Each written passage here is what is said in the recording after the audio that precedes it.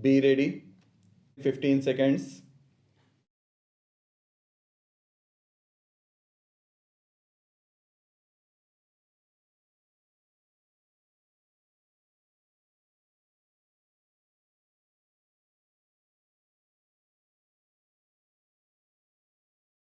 Then we have had the privilege of welcoming the Prime Minister of China. After a great deal of efforts, we have broken new grounds in promoting more closer relations with that great neighbor of ours in the north. We have successfully concluded the agreement on the basic fundamental principles which should guide the delineation of the solutions of the complicated border problem between India and China.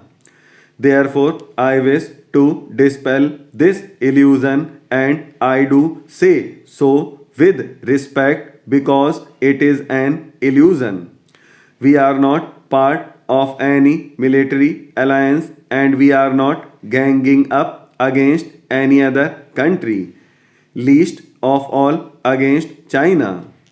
And I am being absolutely truthful in my public discussions and in the press conferences that I addressed. In my meetings with the US dignitaries, I made it quite clear that we are engaged and we want to remain engaged with China, our great neighbor. Our economic relations are greatly expanding, and I see new horizons in our economic relations with that great country. And it is our wish and desire to work together to strengthen the forces of peace and prosperity in Asia and Europe.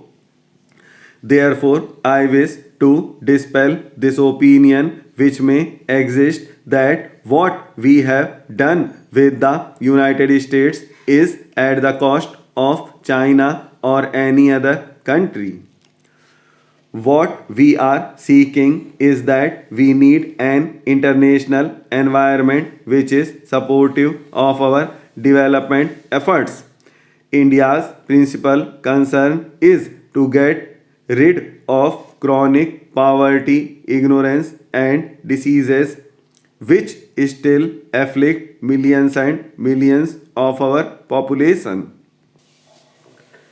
Great things have been done since India became independent, but that journey to get rid of poverty is still unfinished, and we will make all efforts domestically to reach that goal. In the world that we live in, no nation today can prosper independently. I recall what Pandit Nehru himself said, and that was a prophetic vision in 1947. He said that in this world that we live in, peace, prosperity, and perhaps disasters are also indivisible. So, in this interdependent world that we live in, we need a supportive environment. And right or wrong, the United States influences that international environment, and therefore, I do not say that there is anything wrong for us to seek close, cordial relations with the US while doing nothing which will affect India's dignity and honor as a sovereign, independent country. We are dependent on hydrocarbon imports for meeting 70% of our requirements. That is too large a dependence. Therefore, in our quest for energy security, we must widen the options that are open to us, and nuclear energy is one such option. There I was being faithful to the vision of Pandit Ji. You look at the resolution which was adopted by the Government of India when the Atomic Energy Commission was set up.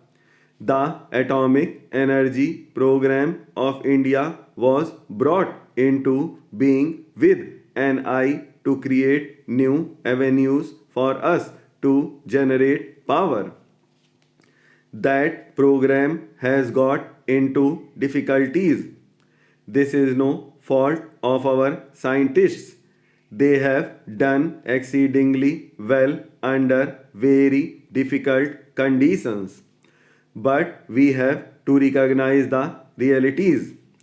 Therefore, I felt that if we have to find ways and means to create an environment in which this nuclear apartheid, all these restrictive regimes which have been erected in the last few years, which have blocked our capacity to leapfrog in the race for social and economic development through the use of high technology. If somehow we could get rid of these restrictive regimes, then we would have widened the development option in the area of energy security that India badly needs if it is to realize its economic and social destiny.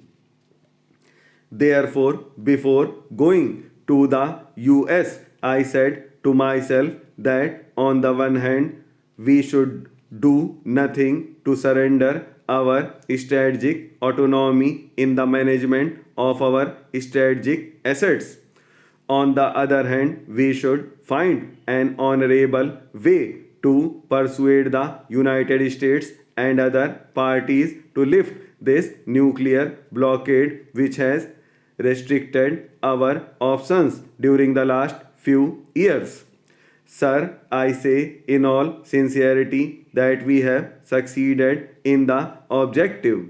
There is nothing in the joint statement which conveys the impression or which should convey the impression to anyone that we have in any way compromised our autonomy, our sovereign willpower in managing our nuclear assets.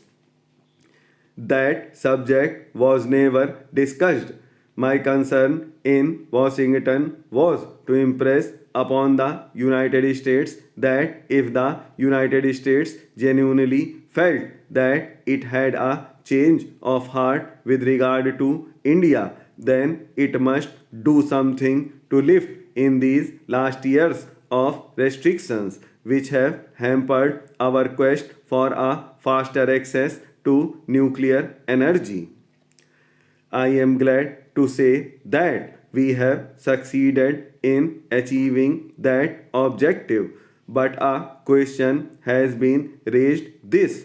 He said, you are going to separate the civilian and the nuclear components of your atomic energy program. Did you consult the scientists? Is this feasible? Our cooperators should devote more attention to the consumer movement.